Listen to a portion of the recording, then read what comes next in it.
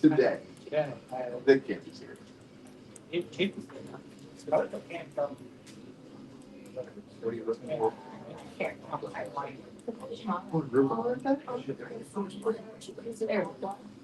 That's good. Hour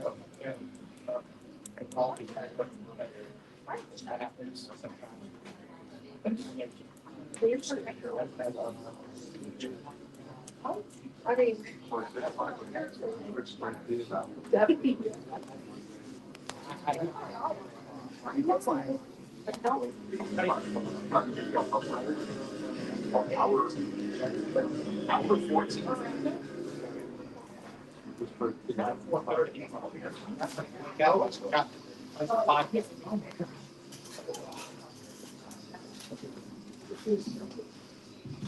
Can you talk about some positives that you saw tonight from your team? I see loads of positives. See loads of positives. Listen, we're hugely disappointed by the result.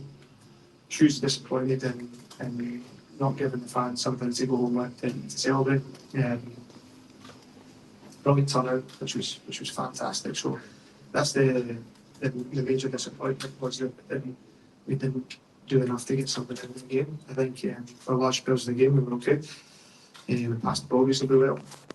My main criticism and frustration was that we didn't create enough, and when we did create chances, we weren't ruthless enough to take the chances. And unfortunately, that is the game of soccer at this level, that you have to come on top in these moments. So the group's still learning about me. I'm still learning about the group. We're only 5.5 weeks in. We're still missing what we class as 3 or 4 really important players for us. So yeah, loads of learning. There is positives, and that's difficult for me to say because I don't like losing games of football and games of soccer. So, yeah, listen, there's 2 things you can do about these types of situations and these results, that we can feel sorry for ourselves, and we'll be back to work and we'll be improving every day. What's, I suppose, the next step as far as you preparing for next match out and building on this and trying to rectify some mistakes that didn't occur? Yeah, in a game of soccer, there's always going to be mistakes. That's some people describe it as a game of mistakes. So we need to make sure that we see how the goal before half time gives Hartford some momentum. If we get in at 0-0, the feeling's different. So again, these are learning moments for the group, and we'll get better in these moments, and we'll continue to improve.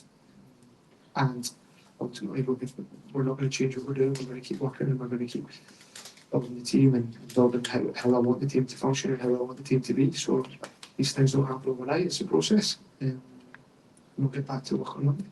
What was something a data point that you learned from the Charleston match that you applied here? And then conversely, I know it's right after the game, but what is something that you can take from those lessons from having a second data point going into Rhode Island next week? I think again, everybody's seen the Charleston game, but we had a great result. The team was organised, but we didn't do enough with the ball. We definitely passed the ball a lot better tonight. Our possession stats will definitely be up from that. Again, if you're asking me 10 minutes after the game, I'm just going off what I see. So that's good, and we want to keep improving that.